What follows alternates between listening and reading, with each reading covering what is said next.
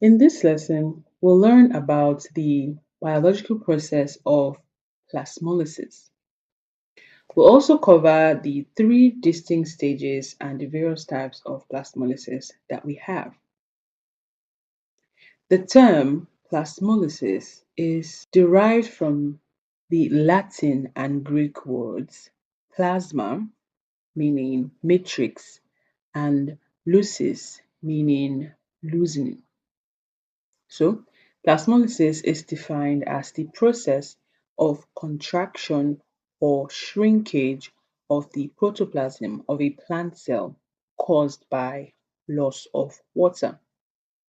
This phenomenon happens as a result of osmosis.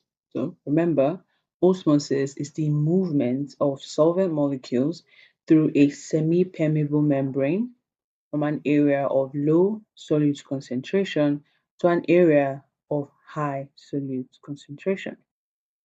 Why do we need to learn about plasmolysis? Learning about plasmolysis will help you understand how plants interact with extreme conditions like high salinity in the soil or exposure to chemicals. To better understand plasmolysis, you need to understand the state of a healthy plant cell.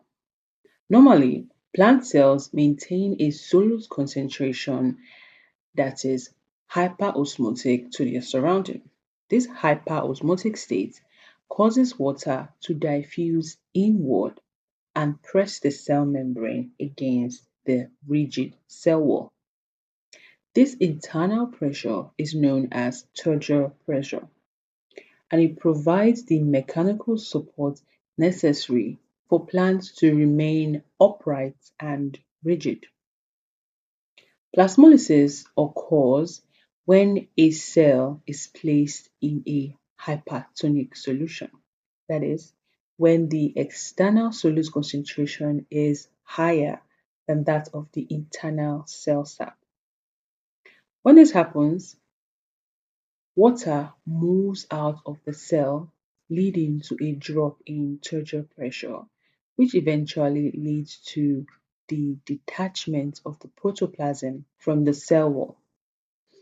In animal cells, since there's no cell wall, this dehydration causes the cell to shrivel. Instead of plasmolysis, in animal cells, we call this process crenation. Plasmolysis happens in three stages. So there are three stages of plasmolysis. These stages explain the progression of plasmolysis. We have incipient plasmolysis, evident plasmolysis, and final plasmolysis.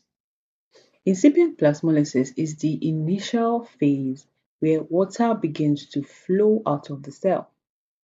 The cell shrinks slightly in volume, and the gap between the cell wall and the plasma membrane first becomes detectable. If the cell is still placed in a hypertonic solution, evident plasmolysis can then take place. In this stage, the cell wall reaches its limit of contraction.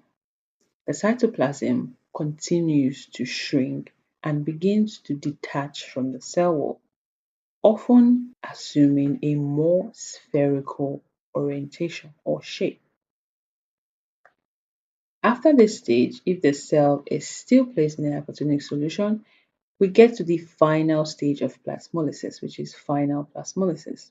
And this is the stage where the cytoplasm is completely free from the cell wall and remains concentrated in the center of the cell.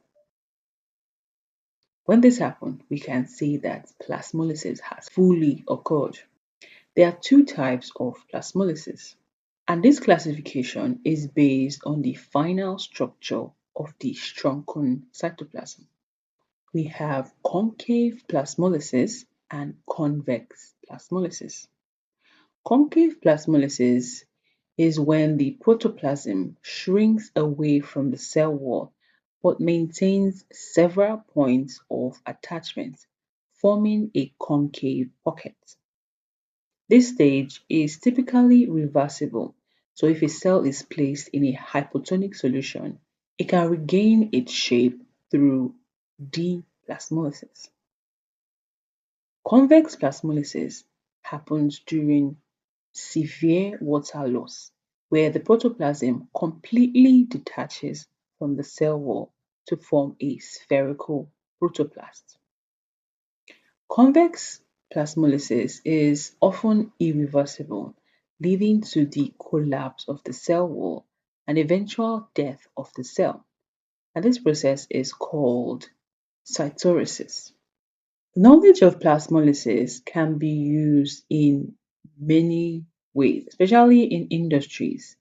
And one of the most notable use is in food preservation.